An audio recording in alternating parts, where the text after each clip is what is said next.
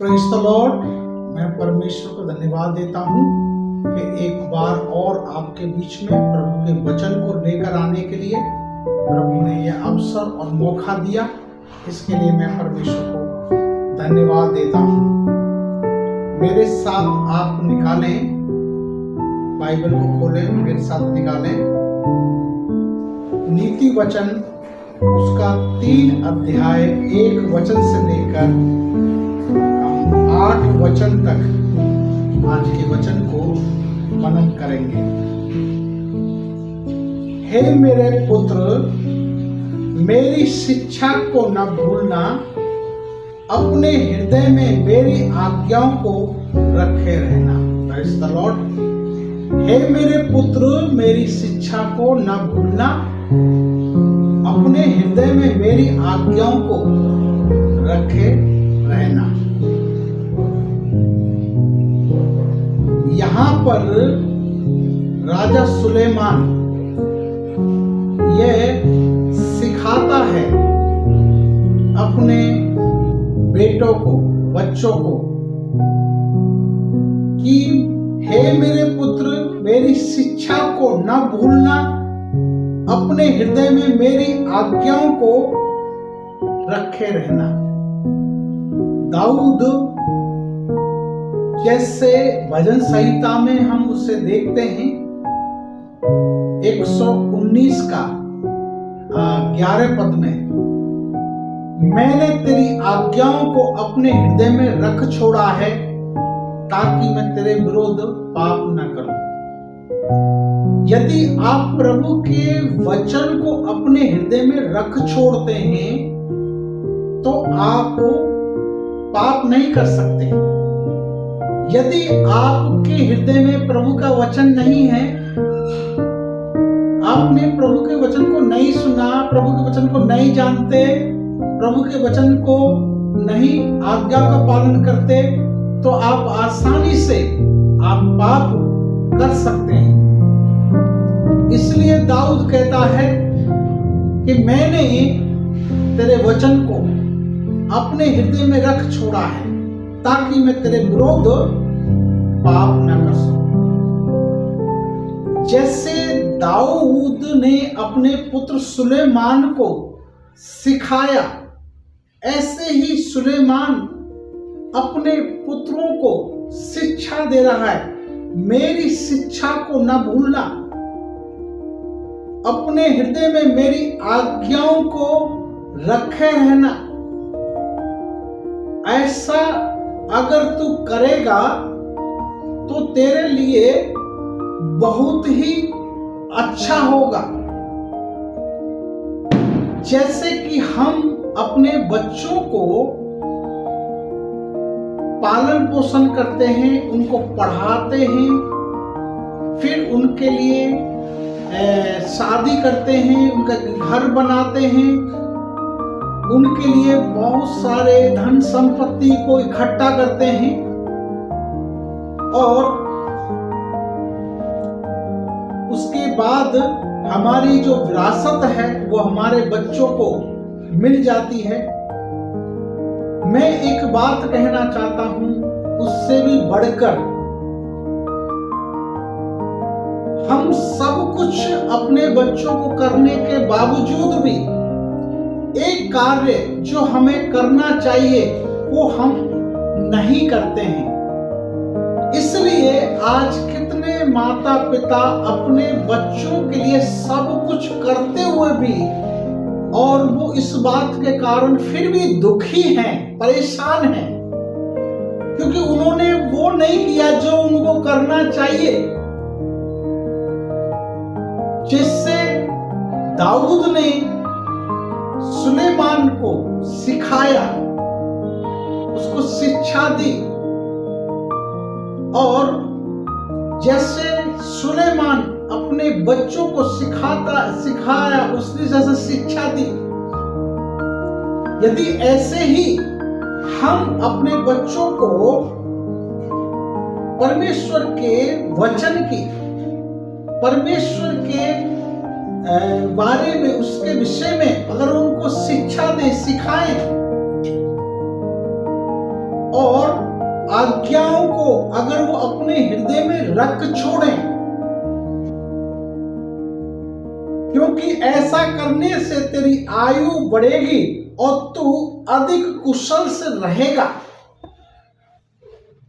परमेश्वर की आज्ञा मानने से आशीष मिलती है, आज्ञा मानने से चंगाई मिलती है, आज्ञा मानने से छुटकारा होता है, आज्ञा मानने से परमेश्वर की आज्ञा को मानने से आप आशीष को प्राप्त करते हैं।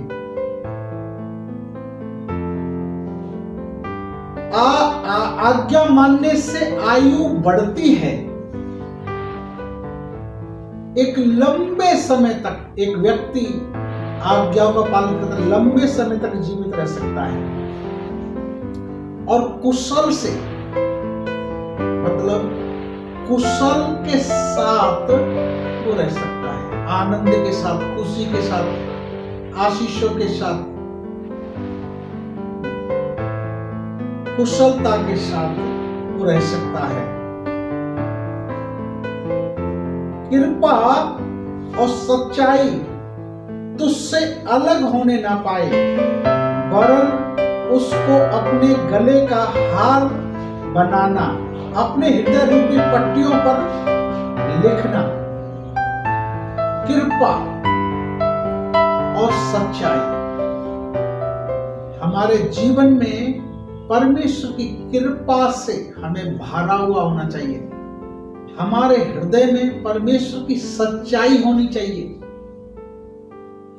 जब प्रभु हमें जांचे और परखे तो उसको हमारे अंदर विश्वास, भरोसा, आस्था, लगन, प्रेम, उत्साह, परमेश्वर के प्रति विश्वास योग्यता, ईमानदारी, ये सब उसको दिखाई देना चाहिए। सच्चाई हमारे जीवन में उसको दिखाई देनी चाहिए कि हम प्रभु पर विश्वास करते हैं, प्रभु को मानते हैं, उसका वचन हमारे हृदय में है। इसलिए कृपा और सच्चाई तुझसे अलग होने ना पाए, अपने गले का उसे हार बनाना और अपने हृदय रूपी पट्टियों पर लिख लेना, लिखना मतलब ये आपके एक आइडेंटिटी होनी चाहिए, आपकी एक पहचान होनी चाहिए। हार एक सुंदरता के लिए, हार एक इस बात को दर्शाता है कि आप एक राज्य घराने के वंश, उसकी संतान आने वाले, उसकी वंश से, उसके घराने से हैं आप। इसलिए कृपा और सच्चाई उससे अलग होने ना पाए, उसे अपने हृदय रूपी पट्टियों पर लिखना और अपने हृदय रूपी पट्टियों पर लिखना, अपने गले का हार बनाना, अपनी सुंदरता बनाना, उससे अपनी सुंदरता, अपनी आइडेंटिटी, अपनी एक पहचान उसके द्वारा से बनाना। उसी से तेरी पहचान होनी चाहिए कि तू राज्य घराने उसके वंश से, कि तू राज्य घराने उसके वंश से है। इसलिए तो परमेश्वर और मनुष्य दोनों का अनुग्रह तू पाएगा, तू अधिक बुद्धिमान होगा। लोग कहते हैं कि परमेश्वर का अनुग्रह ही हमारे लिए काफी है, मनुष्य का अनुग्रह हमें नहीं चाहिए, या परमेश्वर का अनुग्रह, मनुष्य का अनुग्रह हमें मिल जाए, परमेश्वर का अनुग्रह हमें नहीं चाहिए। पर प्रभु का वचन कहता है परमेश्वर और मनुष्य का दोनों का अनुग्रह, दोनों का अनुग्रह पाएगा, तू अति बुद्धिमान होगा। जब हमारे ऊपर प्रभु का अनुग्रह और मनुष्य का अनुग्रह, मतलब प्रभु भी और मनुष्य दोनों हमारे जीवन से खुश होना चाहिए। दोनों ही का आशीर्वाद हमारे ऊपर होना चाहिए। परमेश्वर और मनुष्य दोनों ही हमारे जीवन चाल चलन से, कार्य से, व्यवहार से खुश होना चाहिए। दोनों का अनुग्रह हमें चाहिए। एक का मनुष्य का अनुग्रह परमेश्वर का नहीं है तो भी नहीं चलेगा, परमेश्वर का है मनुष्य का नहीं तब भी नहीं चलेगा। प्रभु कहता है अपने माता पिता का आदर करना। प्रभु ने पहले माता पिता को रखा है, उसके बाद तभी तो परमेश्वर का आदर कर सकता है। अपने माता पिता की आज्ञा पालन कर तभी तो परमेश्वर की आज्ञा का पालन कर सकता है। अपने माता पिता को तो प्रेम कर तभी तो परमेश्वर को प्रेम कर सकता है। इसलिए अगर तू अपने माता पिता या अपने उससे प्रेम नहीं करता, उनकी आज्ञा का नहीं पालन करता, उनको आदर नहीं करता, तो तू परमेश्वर को प्रेम और आदर और उनकी आज्ञा को नहीं मान सकता।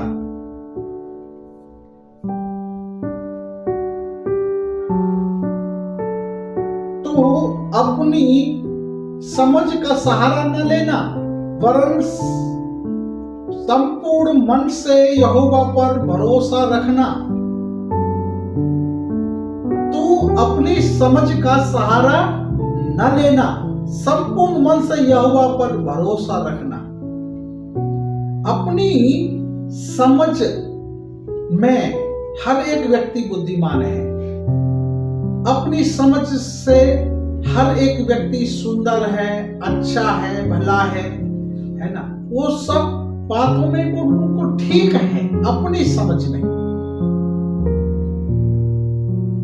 अपनी समझ में कभी भी हमें बुद्धिमान नहीं होना चाहिए, ज्ञानी नहीं होना चाहिए, समझदार नहीं होना चाहिए, सामर्थ्य बड़ा व्यक्ति नहीं होना चाहिए।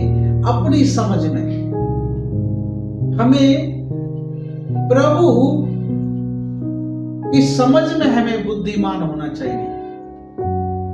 लोगों की समझ में हमें बुद्धिमान होना चाहिए। लोगों की समझ में हमें सामर्थ्य, ज्ञानी होना चाहिए, ताकतवर होना चाहिए। अपनी समझ में नहीं। अपनी समझ में जो होता है वो मूर्ख बन जाता है, व्यक्ति मूर्ख है। इसलिए अपनी समझ में तो बुद्धिमान ना होना, संपूर्ण मन से यहोवा पर भरोसा करना, संपूर्ण मन से यहोवा पर भरोसा करना।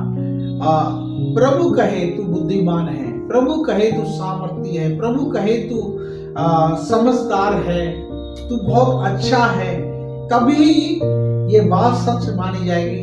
अपने मुख से अपने से ये समझना ये हमारे लिए एक मूर्खता साबित होगी।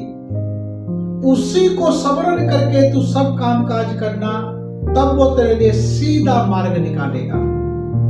जो प्रभु पर भरोसा करते हैं, विश्वास करते हैं और अपनी समझ का और अपनी बुद्धि का, अपनी सामर्थ्य का वो सहारा नहीं लेते, संपूर्ण मन से पूर्ण से परमेश्वर पर निर्भर होते हैं और उनके लिए परमेश्वर टेढ़े मेढ़े मार्गों को भी सीधा कर देता है, ऊंचे नीचे टीलों को भी समतल कर देता है, घाटी को और पहाड़ी को, तराई को भी वो भर देता है और उसके लिए सीधा मार्ग निकालता है, सीधा मार्ग।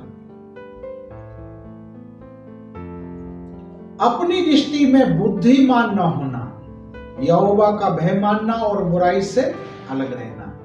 अपनी दृष्टि में बुद्धिमान जो व्यक्ति बनता है वो आखिर में मूर्ख साबित होता है और इसलिए लोगों की दृष्टि में, परमेश्वर की दृष्टि में उसको बुद्धिमान होना है, बुद्धिमान होना है। यहोवा का जो भय मानता है और बुराई से अलग रहता है, वही व्यक्ति जो है बुद्धिमान है, वही व्यक्ति समझदार है। ऐसा करने से तेरी शरीर भला चंगा और तेरी हड्डियां हष्ट-पुष्ट रहेंगी। ऐसा करने से यहोवा का अपनी दृष्टि में बुद्धिमान नहीं होना और यहोवा का भय मानना है और बुराई से अलग रहना है। ऐसा करने से तेरा शरीर भला चंगा रहेगा और तू हष्ट पुष्ट रहेगा। हष्ट पुष्ट। एक आज के समय में हड्डियों की प्रॉब्लम है, मांसपेशियों की प्रॉब्लम है, हार्ट की प्रॉब्लम है, शारीरिक तौर से प्रॉब्लम ही प्रॉब्लम है। मनुष्य के जीवन में, उसके शरीर में कितने प्रकार की बीमारियां, कमजोरियां, उनके जीवन में आज बहुत सारी टेंशन, चिंता, तनाव, ये सारी बातें कि जिन्हें यहाँ पर एक नुस्खा, यहाँ पर एक मेडिसिन, यहाँ पर एक उपचार बताया गया है प्रभु के वचन में और जड़ से बीमारी को खत्म करने के लिए बताया गया है। ऐसा करने से तेरा शरीर भला चंगा और तेरी हड्डियां हष्ट-पुष्ट रहेंगी। आज शरीर को एक चंगाई की जरूरत है और हड्डियां हष्ट-पुष्ट रहने की जरूरत है और आज यही चीज, इसी का आज के समय में बहुत ज्यादा अभाव है। इसलिए